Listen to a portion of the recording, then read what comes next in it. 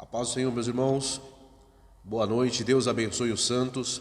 Nesta noite nós nos reunimos neste lugar, na intenção de, mais uma vez, entrarmos com um culto no seu lar.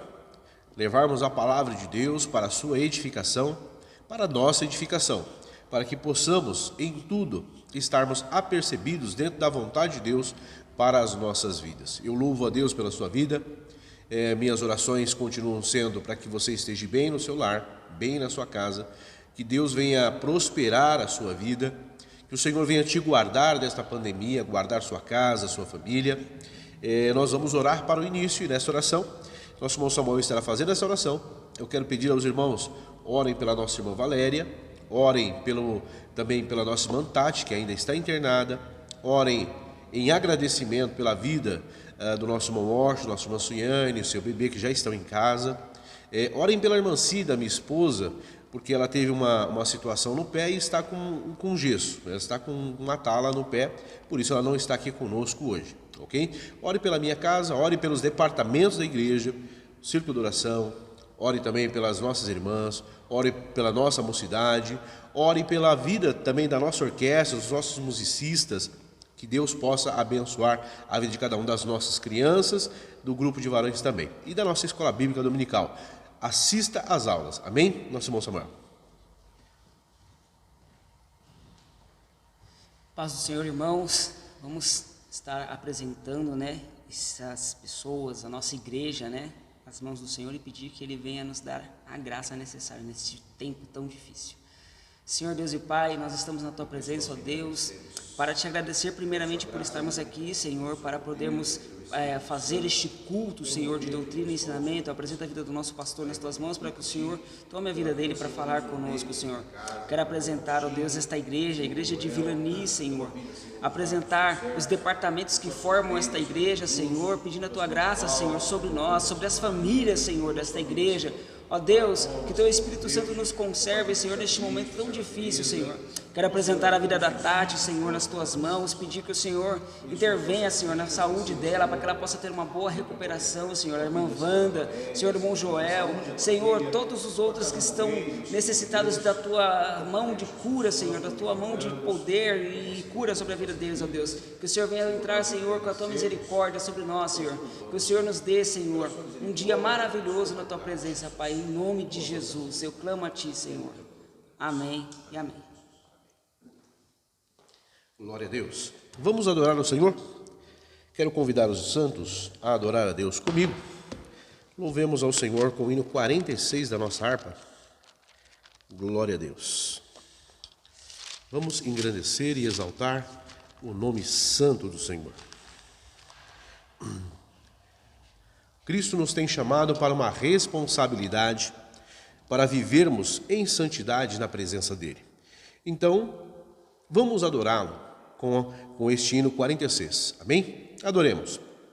Um pendão real vos entregou o Rei, a vós, soldados seus, corajosos, pois em tudo defendei, marchando para os céus, com valor, sem temor, por Cristo prontos a sofrer. Bem alto erguei o seu pendão, firme sempre até morrer. Eis formado já os negros batalhões do grande usurpador. Declarai-vos hoje, bravos campeões, avante sem temor, com valor, sem temor, por Cristo prontos a sofrer. Bem alto erguei o seu pendão, firme sempre até morrer. Quem receio sente no seu coração e fraco se mostrar, não receberá o eterno galardão que Cristo tem pra dar. Com valor, sem temor, por Cristo prontos a sofrer. Bem alto erguei o seu pendão, firme sempre até morrer. Pois sejamos todos a Jesus leais e ao seu real pendão. Os que na batalha sempre são fiéis, com ele reinarão. Com valor, sem temor, por Cristo prontos a sofrer. Bem alto erguei o seu pendão, firme sempre até morrer. Glória a Deus. Louvado seja o Senhor. Este hino, ele traz a nós uma verdade que nós precisamos guardar em nossos corações. A nossa bandeira é Cristo Jesus. A nossa bandeira é o Evangelho da Graça. Nós levamos Cristo, o nosso penhor da nossa salvação. A paga da nossa salvação é Cristo Jesus. Então esta bandeira nós carregamos. Você que está nos ouvindo, você possa ter a consciência de que Cristo morreu na cruz para lhe dar a vida eterna. Ainda neste momento quero convidar o nosso irmão Douglas. Ele estará fazendo a leitura nesta noite em Hebreus capítulo 3, a partir do 12 até o 19. Hebreus capítulo 3, do 12 ao 19. Nosso irmão Douglas.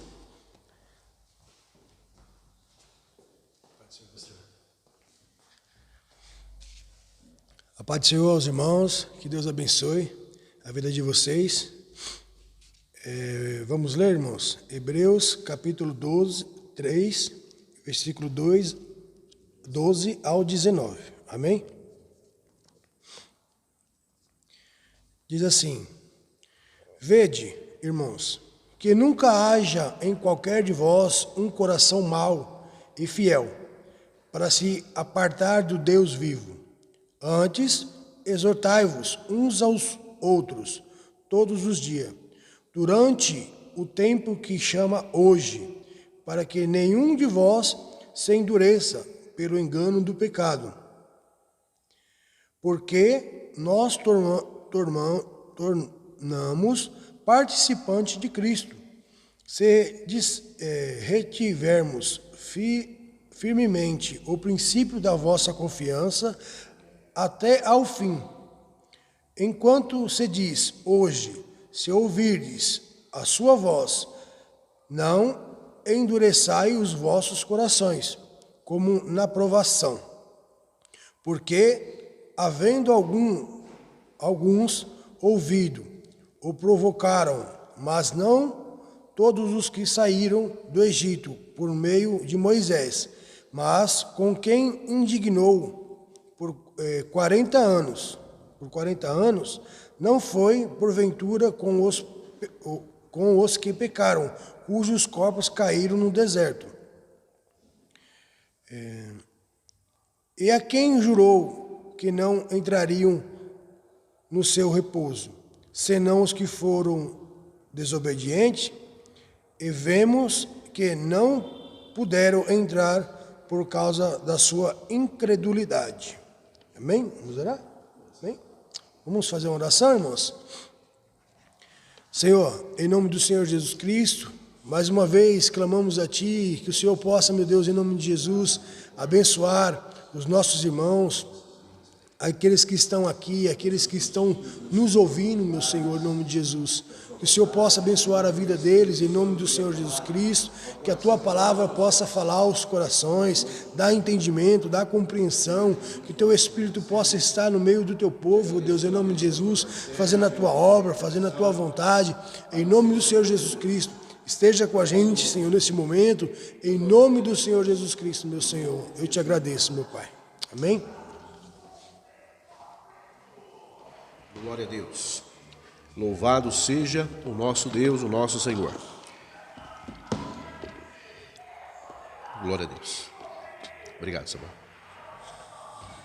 Queridos, esse texto, ele traz a continuidade daquilo que nós estamos pensando no livro de aos Hebreus.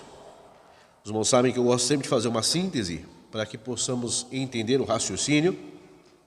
Nós falamos semana próxima passada sobre o momento da incredulidade, o momento em que nós, por causa da dureza do nosso coração, podemos nos apartar do Deus vivo.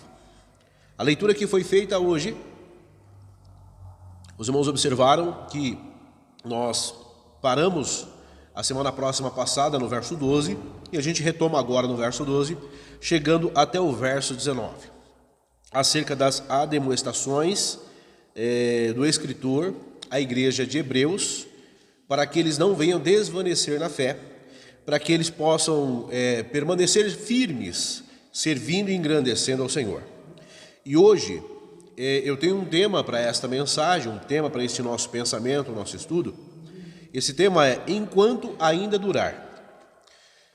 Enquanto ainda durar, nós temos a responsabilidade para com a igreja, para com os nossos irmãos.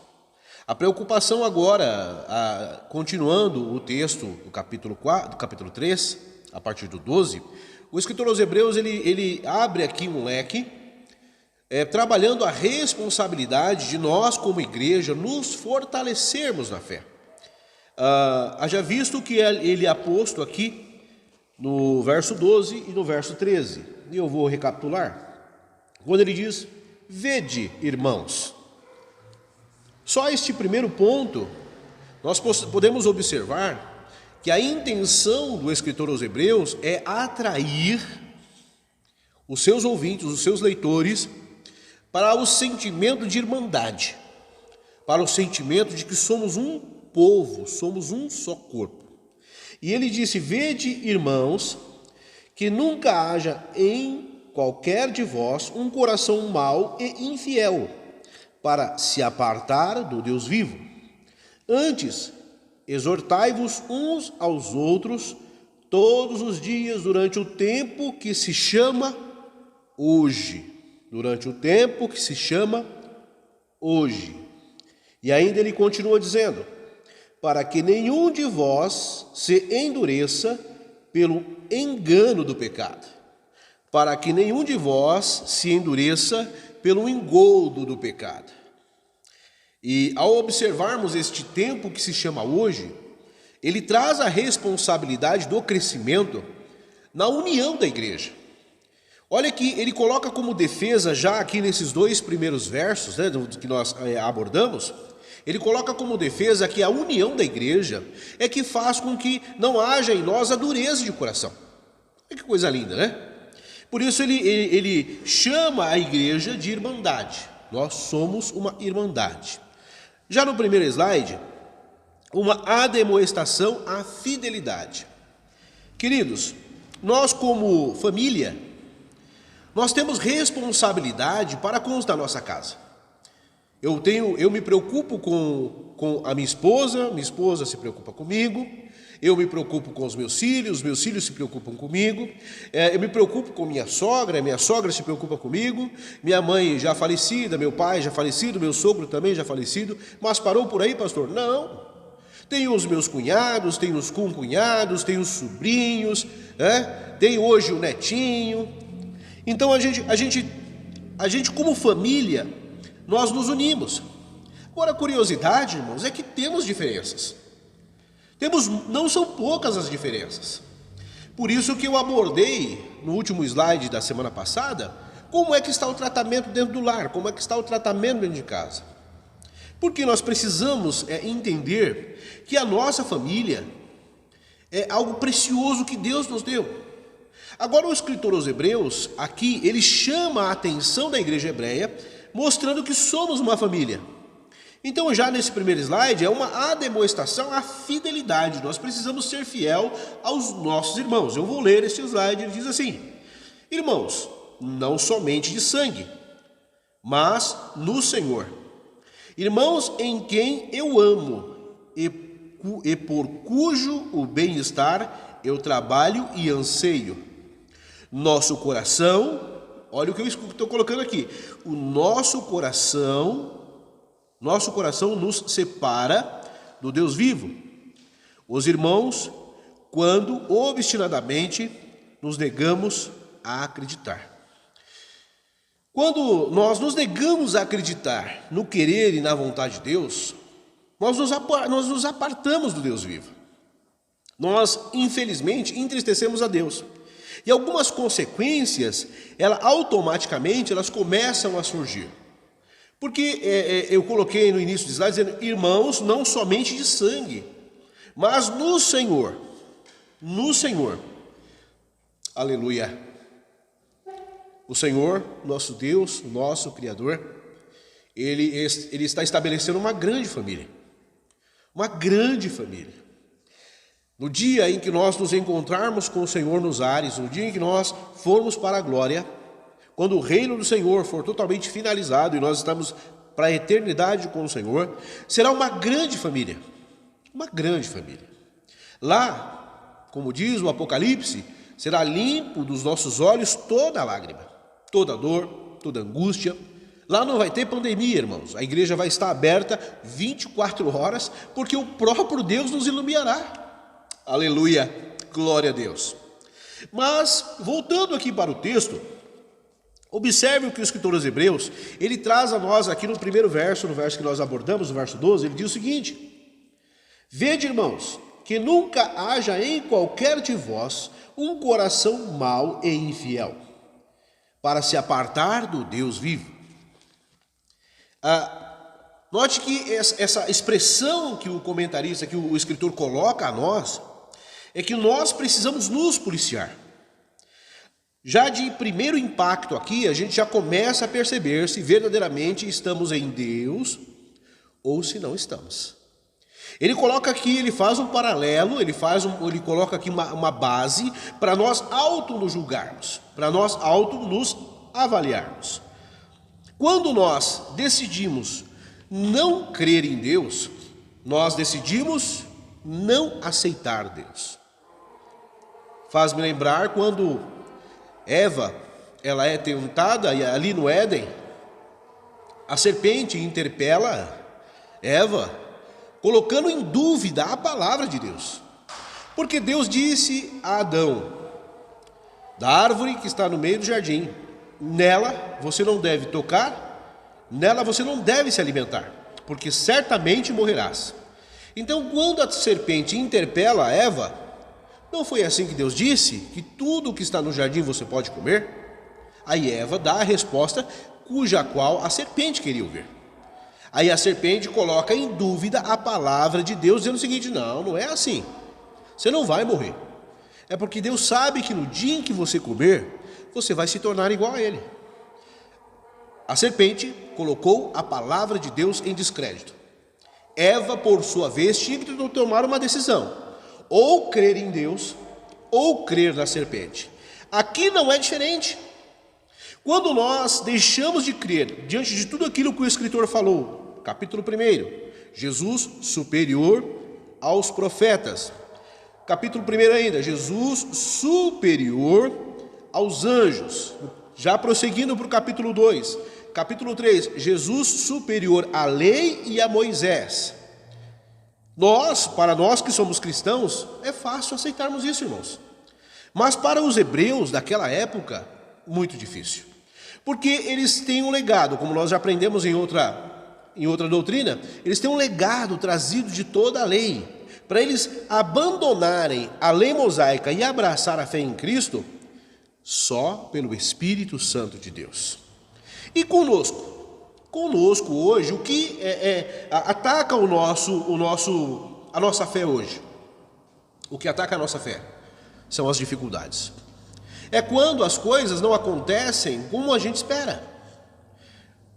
Exemplo simples é o que vivemos hoje em dia, essa pandemia que está aí, esse distanciamento social. O perigo, ele existe, irmãos, o perigo ele é real. Ele está aí e, infelizmente, muitas pessoas estão sendo ceifadas. Muitas pessoas. Por falta de vigilância, talvez, tempo de Deus. Deus sabe como faz. Mas nós estamos debaixo da soberania de Deus, debaixo da vontade de Deus. Não crer mais que Deus está na minha vida? Quando eu me deparei com uma situação, vou contar esse testemunho rápido, de uma irmã que ela estava o médico diagnosticou como um câncer no estômago. E essa irmã estava muito enferma mesmo, na cama, quase já entrando para os procedimentos da quimioterapia, precisava só fazer só mais uma biópsia para entrar com a quimioterapia. E pela misericórdia de Deus, a igreja, nós colocamos a igreja para orar, buscamos ao Senhor com a igreja ali no Itapuã, e Deus deu vitória para essa irmã. No momento em que ela voltou para fazer essa biópsia, ela fez a biópsia, mandou a biópsia para fazer um novo exame para começar com a quimioterapia. O médico, ele pegou os exames, ele disse: eu não sei o que aconteceu. Ele falou para ela desta forma, irmãos: o seu estômago estava nas minhas mãos. Era câncer. Mas o exame está dizendo aqui para mim que não é câncer, que é só uma luxação. Deus, Ele é poderoso, irmãos, para curar. Ele é poderoso para transformar. Deus ouve as nossas orações. Mas o problema é o processo. É crermos que Deus vai executar. Então, o fato de nós não crermos que Deus, não acreditarmos, duvidarmos que Deus ele vai nos livrar no momento da angústia, a nossa fé se abala. Deixamos de crer em Deus. E quando deixamos de crer em Deus, é como se nós desistíssemos daquilo que Deus nos orientou, daquilo que Deus nos falou. E isso, irmãos, traz um efeito cadeia na vida do cristão. A primeira coisa que acontece quando a pessoa desiste de crer em Deus, ela se afasta da irmandade. Ela se afasta da irmandade. Por que ela se afasta da irmandade? Porque ela não quer que as obras dela sejam vistas pela irmandade. Então ela acaba se afastando. Ela, para não ser interpelada, para não ser abordada por qualquer um dos nossos irmãos, ela simplesmente se esconde. Faz como Adão quando errou. Busca um arbusto para se esconder. E qual é a minha responsabilidade? Qual é a sua responsabilidade para com esse irmão? Por isso eu quero já pensar no verso 13. O verso 13 nos diz assim: antes exortai-vos. Nós como igreja, nós temos responsabilidade para com os nossos irmãos. Nós temos responsabilidade com os da casa do Senhor. Nós temos responsabilidade. Nós temos que visitar. Nós temos que orar pela pessoa. Às vezes, por muitas vezes, não são poucas, as vezes cuja qual nós fomos praticar a visita e a pessoa se irritar conosco. Não poucas vezes. Mas a nossa intenção é, quantas vezes nós em família, dentro de casa, nós entre irmãos, sanguíneo, não nos irritamos um com o outro. Não são poucas vezes, né? Desentendimento. Por isso eu vou abandonar o meu irmão? Não. Eu devo amá-lo, eu devo buscá-lo, eu devo trabalhar para alcançar, para que ele venha ter consciência e se arrepender. Uma forma de impedir este tipo de situação seria exortando uns aos outros todos os dias. Para que essa pessoa não fique à parte do Deus vivo, e é isso que o escritor dos Hebreus, a preocupação dele aqui no 12, quando ele diz assim, né, que não haja em vós um coração endurecido, um coração mau, um coração infiel. O remédio para isso, aleluia, o remédio para resolver essa situação é a igreja. É a comunhão da igreja debaixo do Espírito Santo. A movimentação da igreja, o amor da igreja sendo manifesto. O amor ganha, o amor alcança. O amor, Jesus te alcançou, Ele me alcançou através do amor. Então, quando a pessoa desiste de Deus, o próximo passo dela é desistir da igreja. E é interessante isso, e quando fala desistir da igreja, a pessoa começa a buscar dentro da igreja dificuldades. Porque eu não gostei de fulano, não gostei de ciclano, porque me tratou assim, me tratou assado. E a pessoa não está em consciência de que ela precisa de ajuda. Se distanciar da igreja. Os cristãos são como, vou usar essa expressão, tá? Eu sei que ela é bem alegórica, mas é só para a gente ter uma ideia do que é isso, tá? E nós pentecostais geralmente usamos essas expressões, tá? Os cristãos são como brasa, como carvão. Juntos eles alimentam o fogo. Olha que coisa maravilhosa, né? É uma simbologia. Realmente quando nós estamos juntos, né? Como igreja, a ação de Deus, o amor de Deus, o desejo de Deus é que nós estejamos verdadeiramente juntos como uma família, como uma família. Haja visto aquilo que o escritor tem colocado aqui no verso 12: vede, meus irmãos. Vede, meus irmãos. Essa expressão do escritor, ele está alencando aqui que nós somos irmãos em Cristo Jesus, que eu preciso de você, aleluia, que a igreja precisa de você e que consequentemente também você precisa da igreja. Essa é a realidade. Você precisa estar no meio da irmandade. Então esse calor, essa sensação, esse movimento do Espírito Santo, esse agir do Espírito Santo, ele acontece quando estamos unidos, quando estamos juntos. Glória a Deus. Ainda me prendendo um pouco aqui no verso 13 e pensarmos nessa dificuldade, nesse paralelo, o distanciamento entre os irmãos. A dureza de coração, ela faz o quê? Quando nós deixamos de crer em Deus, nós automaticamente nos distanciamos da igreja e começamos a nos afastar dos irmãos. Não são poucos os casos, né? O pastor, os líderes de grupos passam por isso. Quando a gente vê um membro do grupo se distanciar, a gente vai na casa, visita, a gente leva a palavra e a pessoa, não, está tudo bem, não, está tudo bem, não é? Está tudo bem, mas a pessoa não está vindo mais para a igreja, está tudo bem, mas a pessoa já não está mais participando do grupo da igreja, está tudo bem, mas a pessoa simplesmente desaparece, some. Não, está tudo bem. Se você chegar na casa da pessoa, está tudo bem. E o que nós temos que fazer? Dizer para a pessoa, não está bem, não está bem. Você não está bem porque você não está indo para a igreja, você não está comungando, você está desistindo de Cristo? Não, e as pessoas têm coragem de dizer assim, não, desistir de Cristo jamais. Ué, se não está desistindo de Cristo, por que não está vindo para a igreja? Por que não está no meio da irmandade? O que está acontecendo? O problema é a irmandade. Se a irmandade é problema para essa pessoa, Cristo é problema para essa pessoa. Não adianta ela querer se iludir, ok? Então, é só para que nós possamos ajustar aqui. O coração dessa pessoa vai ficando endurecido. Ouvi uma expressão até, embrutecido, né? Porque a pessoa começa a reclamar, ela começa a questionar as situações. E é interessante, uma curiosidade,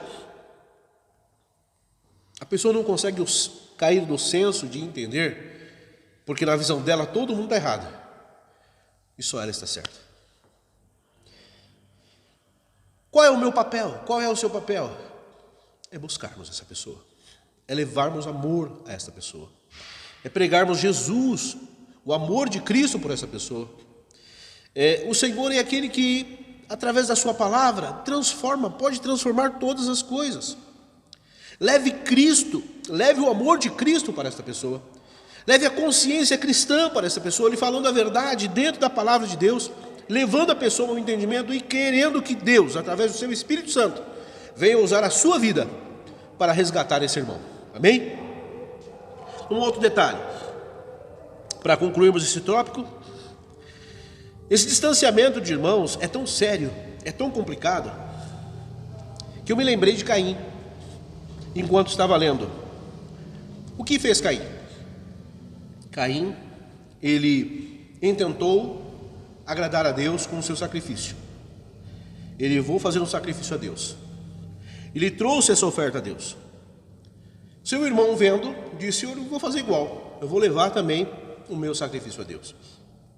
E Deus se ateve ao sacrifício de Abel e não se ateve ao sacrifício de Caim. O que aconteceu com Caim? A Bíblia diz que ele caiu um semblante. Ele sentiu inveja do seu irmão. Ele ficou amargurado contra o seu irmão. Ele não olhou para Deus, ele olhou para o irmão. Ele não pensou em dizer assim, conjecturando, Senhor, por que o Senhor não aceitou a minha oferta? No que eu posso melhorar para que o Senhor se agrade de mim? Ele não disse isso. Ele simplesmente olhou e falou assim, esse meu irmão está querendo ser melhor que eu. A inveja, a soberba, a ganância entrou no coração de Caim. O resultado disso todos os irmãos já sabem. Caim matou Abel. E quando esse homicídio acontece, eu separei aqui o verso, no capítulo 4 de Gênesis, verso 9, quando Deus pergunta a Caim, aleluia, Sabe por que eu olho para esse versículo e eu fico emocionado, irmãos? Porque Deus, mesmo assim, mesmo com Caim fazendo tal maldade, agindo da forma que agiu, a proposta de Deus ainda era resgatá-lo. Olha o que diz o verso. Perguntou, pois, o Senhor a Caim: onde está Abel, teu irmão? E ele, na sua prepotência, na sua petulância, responde: não sei. Sou eu, porventura, o guardador do meu irmão? Sou eu aquele que tem que cuidar do meu irmão? Irmãos, Caim aqui, ele teve a oportunidade de olhar para o Senhor e dizer: Pai, eu pequei. Pai, eu errei. Pai, eu falhei com o Senhor, falhei com a Irmandade, eu falhei com a igreja, eu falhei. Me perdoa. Deus, o Senhor, é misericordioso e bondoso, irmãos, para perdoar. Claro que a consequência do ato sempre virá. A consequência, quem pratica tal ato, ele vai ter que pagar pela consequência do erro. Mas a misericórdia do Senhor, ela transcende o pecado. Se persistirmos na nossa incredulidade, guarde o que eu estou dizendo, se nós persistirmos na nossa incredulidade, significa, irmãos, que nós nunca fomos cristãos. Essa é a realidade. Finalmente, Deus nos deixará sozinho. Deus nos abandonará em nossos pecados. Lembra de Romanos, capítulo 1, quando ele diz que o Senhor os abandonou às suas paixões e infâmias? E o mais triste disso é que aquelas pessoas achavam que estavam fazendo certo. Será que é diferente nos dias de hoje? Quantas pessoas estão caminhando por caminhos tortuosos, no homossexualismo, no lesbianismo, caminhando no crime, caminhando no vício, e não conseguem reconhecer o seu estado. Deus é aquele que, através da sua palavra, julga todas as coisas. Nós pregamos a palavra de Deus, pregamos o amor de Deus para com estas pessoas.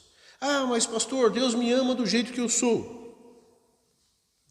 Deus, ele te ama do jeito que você é, mas ele não ama o que eu e você faz. E aí é que é o problema. Deus, ele não ama aquilo que praticamos, que é o pecado. E o pecado é aquilo que ele condena dentro da sua palavra. Então não se iluda. Eu não posso me iludir e dizer que Deus ele vai transpor o meu pecado se eu continuar obstinadamente desobedecendo a sua palavra. Então por isso eu coloquei aqui, Deus, ele abandona, ele deixará, como está lá em Romanos, capítulo 1, no capítulo 1, ele menciona que Deus os abandonará às suas paixões infâmias.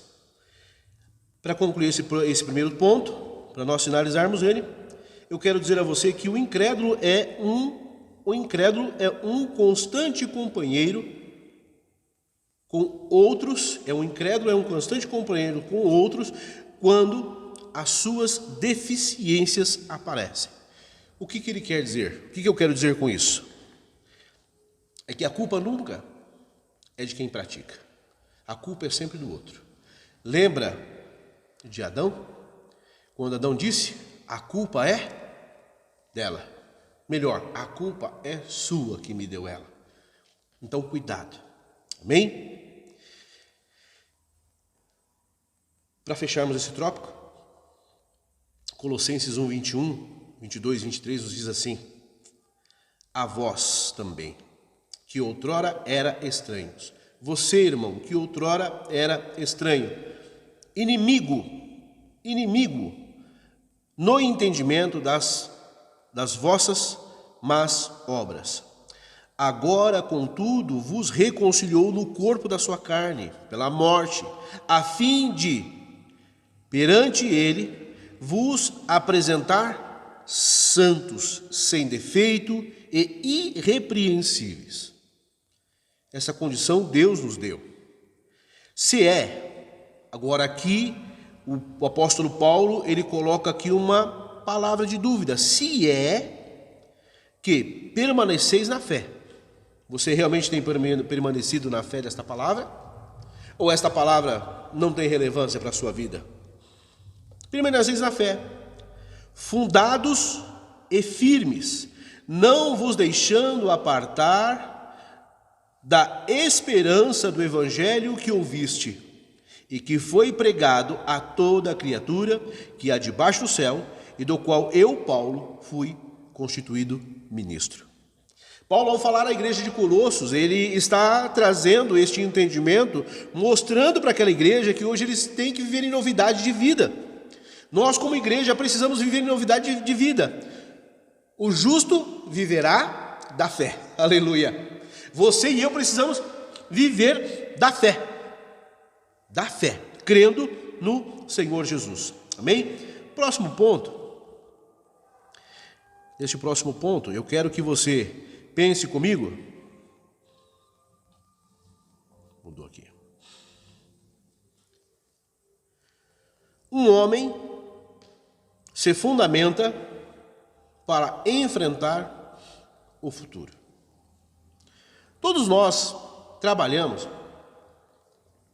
e eu escutei uma palavra esse final de semana que eu achei muito interessante. O orador, na sua palestra, ele dizia o seguinte: nós vivemos o hoje para projetarmos o futuro, aprendendo com os erros do passado. Então, o nosso viver hoje, ele projeta o nosso futuro, aprendendo com os erros do passado. Então, aquilo que nós praticamos hoje, o que fazemos hoje, é pensando no amanhã. Hoje nós estamos com o distanciamento social, vivemos uma igreja hoje diferente. Jamais imaginaríamos que a igreja teria que passar por este momento. Jamais. Quantos irmãos dentro da igreja não tem Facebook, não quer aparecer nas mídias sociais? Quantos irmãos? Não são poucos. Mas hoje, em virtude da situação do país, nós temos que estar aqui, entrando na sua casa pelas mídias sociais.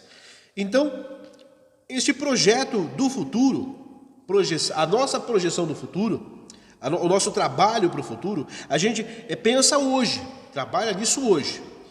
Quando olhamos para a palavra de Deus, o que Deus espera de nós? O que Deus espera de mim e de você? Está no slide. Confiança. Devemos crer que o que Deus diz e oferece é verdade. Que Deus pode e quer fazê-lo. Devemos estar dispostos a arriscar nossas vidas por esta fé. Só isso? Não. Outra coisa que Deus espera de nós: obediência. É como se um médico nos dissesse: posso curar você se obedecer sem reservas às minhas orientações.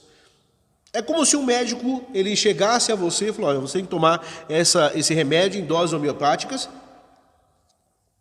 e você só vai conseguir sair dessa situação se você cumprir à risca essa ordenança, essa disciplina de remédio. A palavra de Deus não é diferente. O que Deus espera de nós é a confiança. Ele espera de nós a obediência. Vamos observar aqui então o verso 14. E nesse verso 14, quero ser bem claro aos irmãos. Alguns disseram para mim, um teólogo chegou para mim e disse assim: é um desafio. Trazer ensinamentos sobre o livro de Hebreus é um desafio. E é muito mesmo. Porque existem posições aqui que realmente ela trabalha a nossa mente, nos força a pensar nos propósitos de Deus para as nossas vidas. Então eu vou ler como está aqui. Verso 14. Porque nos tornamos, olha o que ele diz, porque nos tornamos participantes de Cristo se retivermos fielmente o princípio da nossa confiança até o fim.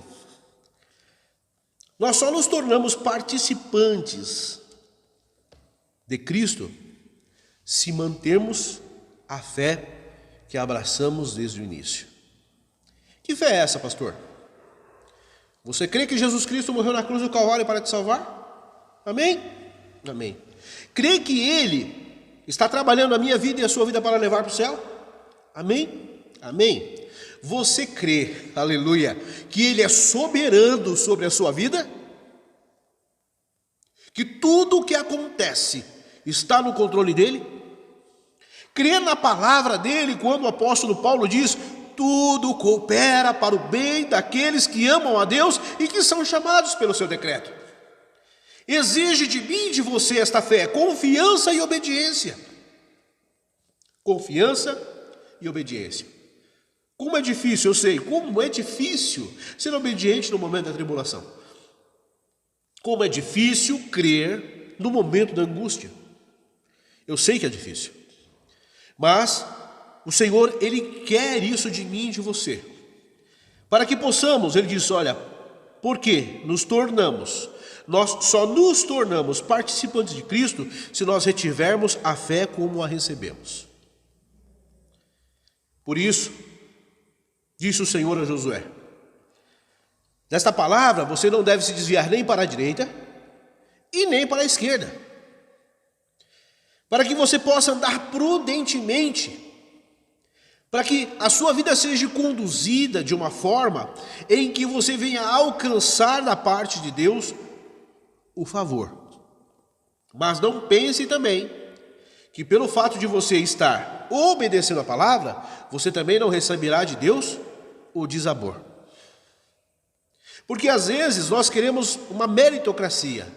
Eu estou fazendo tudo certinho, por que eu estou passando por isso? Eu estou fazendo tudo certinho, por que eu estou passando por aquilo? Lembra de Jeremias, o profeta chorão? Jeremias em todos os caminhos serviu a Deus, em todos os caminhos. E Jeremias passou por muitos momentos de agrura, por muitos momentos de tribulação. Disse na semana próxima passada, se perseguiram Jesus, porventura não perseguirão a nós? Se o sofrimento chegou até o Messias, não chegará até nós? Mas tenha fé, tenha esperança, creia nessa palavra, confie no Senhor, obedeça ao Senhor com sua palavra. Verso 15 ainda nos diz assim, enquanto se diz hoje, se ouvirdes a sua voz, não endureçais o vosso coração, como no dia da aprovação. Note que ele alenca de novo aqui no verso 15, Salmo 95. Sabe o que o escritor está dizendo para os hebreus e dizendo para mim e para você nessa noite? Creia, seja obediente, engrandeça a Deus com sua vida, engrandeça ao Senhor com sua vida. Difícil, irmãos. Quem ama a Deus, entrega a sua vida na direção do Senhor. Um simples teste. Aqui, verdadeiramente, nós conseguimos nos pesar para sabermos se verdadeiramente estamos em Cristo ou se não estamos em Cristo. Um simples teste pelo qual podemos saber se somos participantes de Cristo ou não, se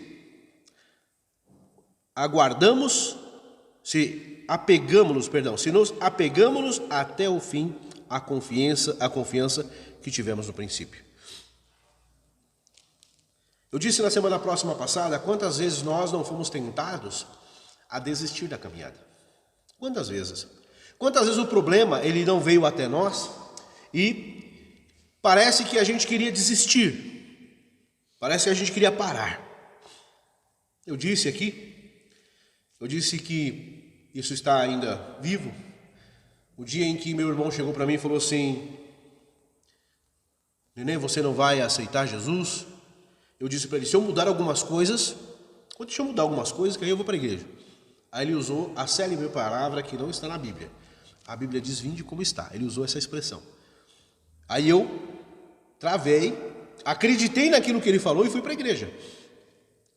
2 semanas depois, no plenário com 960 pessoas sentadas, me lembro como hoje o pastor Alberto, lá na frente disse, quem é que vai se batizar semana que vem? Levanta a mão. Aí, não diferente, meu irmão chegou para mim, me cutucou, falou, e aí, Nenê, você quer Cristo ou não quer? Eu falei, quero, então levanta a mão. O frio tomou o meu estômago, mas eu falei, eu quero Cristo. Tomei uma decisão, levantei as mãos. Minha única dúvida, irmãos, era permanecer. E pela graça de Deus, o Senhor tem nos sustentado nesses 27 anos. 27 anos crendo nessa palavra, vivendo essa palavra, também falho, também pecando, mas sabendo que o Senhor é misericordioso para com nossas vidas. Vou caminhar. Participantes de Cristo. O que é ser participante de Cristo? E aqui eu quero que você guarde esse galardão do que a palavra nos ensina.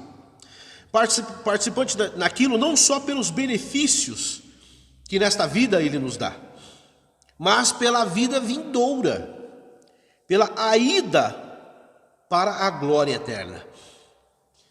Nós ouvimos uma palavra aqui no domingo maravilhosa, onde o nosso irmão David abordou o texto de João, dizendo, olha, sendo bem claro, vede quão grande amor, quão grande caridade nos tem concedido o Pai, de sermos chamados filhos de Deus. Irmãos, somos uma família, aleluia, somos uma família. Somos uma igreja, somos uma família em Cristo Jesus. Essa salvação constitui, antes de tudo, em sermos filhos de Deus. Deus ele está levantando, edificando uma família através dos tempos. Você faz parte desta família. Esta filiação define o que entendemos por salvação. Esta filiação define o que entendemos por cristianismo. Esta filiação define que somos verdadeiramente filhos do Eterno. Quando o apóstolo João, no capítulo 1 do seu evangelho, ele coloca bem claramente, veio para o que eram os seus e os seus não o receberam, mas todos quantos o receberam, deu-lhes o poder, aleluia, aleluia. Eu e você podemos dizer, somos filhos do Deus vivo. E estamos debaixo da vontade desse Deus. Hebreus 2, verso 11, nos diz o seguinte, Hebreus 2:11 nos diz assim, porque assim o que santifica, como os que são santificados, são todos um, que maravilha, por cuja a causa não se envergonha de lhe chamardes, aleluia, irmãos. Somos uma irmandade. Irmãos, como eu coloquei lá no título, enquanto ainda dura o hoje. Nós somos irmãos para a eternidade. É isso que eu estou querendo colocar para que os irmãos possam compreender. Eu vou ter que concluir, vou ter que dar andamento. Vamos ao próximo ponto. Deus que fala com o homem. O Deus que fala com o homem. Talvez você que me ouve possa dizer, mas Deus nunca falou comigo. Talvez você nunca tenha dado ouvidos. Talvez isso. Eu separei aqui uma frase, está aí no slide. O toque do pôr do sol, uma fantasia de uma flor, a morte de alguém, o final de um coro de Eurípides. Quem escreveu isso? Robert Brunk. Não sei se pronunciei correto. Talvez você duvide que Deus tenha falado contigo, mas olha o pôr do sol. Esses dias nós tivemos uns pôr do sóis lindos aí, né? O pessoal estava todo fotografando, colocando nas mídias sociais. Mas, como diz o Salmo, um dia faz declaração, a outro dia, uma noite traz sabedoria, a outra noite. Deus está falando que é Ele quem sustenta a vida. Gerações já foram, hoje nós estamos aqui, gerações ainda virão, porque é o que a palavra de Deus nos dá como base. O sol continua o mesmo, o planeta continua o mesmo, na mesma posição, girando em torno do sol, não mudou nada. Mas Deus, o Senhor, Ele está falando que é Ele que sustém todas as coisas. Com isto, nós temos aqui no verso 16, no verso 17, no verso 18, São algumas perguntas que o comentarista, o escritor, ele coloca, né? Ele coloca a nós. Eu quero só enfatizar com os irmãos: se rejeitassem a Cristo, automaticamente teríamos um ouvido surdo para ouvir a mensagem, para ouvir a voz de Deus. Nós temos uma retórica aqui, nesses 3 versos, 16, 17 e 18, são perguntas respondidas com perguntas, né? Perguntas respondidas com perguntas. O que eu quero tirar de verdade nessa retórica? Deus, o escritor aos Hebreus, ele está proposto a dar a nós um novo consenso, uma nova visão, que você possa abrir a sua visão neste momento. Já tinha acontecido 38 anos, e aqui está falando do censo da geração de Israel. Israel fez o primeiro censo ao entrar no deserto, e aqui em Números eles começaram a fazer um outro censo. Já tinha passado 38 anos. Aquela geração que saiu do Egito, Salmo 95, ficou no deserto. Mas Deus, Ele quer transportar-nos para a eternidade. Que nós possamos crer no Senhor e não ter um coração endurecido. Que você possa amar o seu irmão. Que você possa amar a igreja que você serve. E quando falamos igreja, é a irmandade que aqui está. É o povo, porque a igreja é o povo. O templo, ele vai ficar. Mas a irmandade vai subir. Verso 19, para nós concluirmos aqui, e vemos que não puderam entrar por causa da sua incredulidade. Israel não pôde entrar na terra de Canaã por causa da incredulidade. Eles pereceram no deserto. Salvo-guarda, Josué e Calebe conseguiram entrar na Terra Santa. Concluo, e aí o slide da conclusão. O desejo de Jesus para a sua igreja é a união. O desejo do Deus eterno para a sua igreja é a união. Com todos os nossos defeitos e fraquezas, nós precisamos uns dos outros. Viver em comunhão é uma ordem de Jesus e uma grande bênção para mim e para você. Somente somos igreja quando estamos juntos. Igreja é um conjunto de pessoas. Igreja é uma eclésia. Como eu disse aqui na mensagem, o escritor está querendo colocar aqui para nós que a única forma de nós quebrarmos um coração endurecido é se andarmos juntos. Claro, salvaguardo pelo poder do Espírito Santo de Deus. Amém? Deus abençoe os santos, que você possa viver essa palavra. Não ser somente ouvinte, mas viver essa palavra. Viver levando o amor aos nossos irmãos. Amém? Quero convidar aqui nosso irmão Douglas, ele vai orar, agradecendo por esta noite, e já estaremos dando a bênção apostólica. Amém?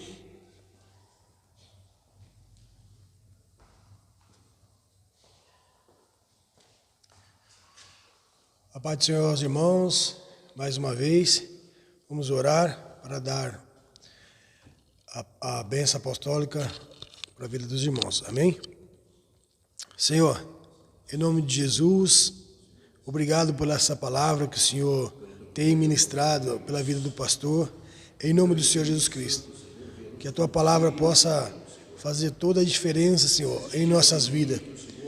Tua palavra é luz para as nossas vidas, é água para as nossas vidas, Deus. Em nome de Jesus, abençoe a vida de cada um dos irmãos que estão ouvindo essa palavra, em nome do Senhor Jesus Cristo. Que ela possa alcançar vidas, Senhor, em nome de Jesus, fortalecendo na tua presença, em nome do Senhor Jesus Cristo. Eu te agradeço, meu Senhor. Amém, Jesus. Receba a bênção. Que a graça do nosso Senhor Jesus Cristo, o amor de Deus, o nosso Pai, e as consolações do Espírito Santo seja com a Igreja de Cristo, não só hoje, mas para sempre. Você pode dar um amém? Amém.